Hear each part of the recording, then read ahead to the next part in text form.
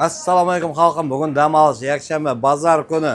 Hammangizga Xudoyim shu dam olishda yaxshi dam oling. Yaxshi niyat qilaylik shu uylaringizda. Xalqim hammangiz uchun to'y bo'lsin Xudoyim.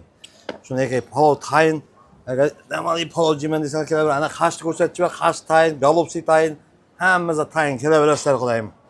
Menga kelaverasizlar Xudoyim. Ya Allohim Xudoyim shu menga palovni ana vah degan palov bor menga. Qanaqa menga kelaverasizlar.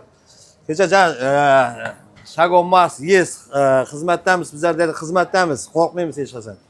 Yana nimada bu shagat etib ko'rmang, o'ng oyoq bilan boshqagan chap oyoq bilan bu kazarma emas, bu chas emas, bu o'zim bilaman qaysi. Yana toza buyruqda qo'layli vaqtida o'ng oyoq bilan bosib ketaverasan, tek stroyda turgan vaqt chap oyoqdan boshlaysan.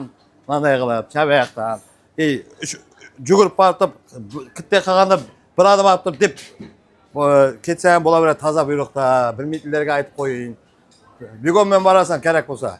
Hozir shunday toza buyruq chiqdi, u bilmayotgansizlar. Tek stroyda turgan vaqt chap oyoqdan boshlash kerak, shu kechirasizlar.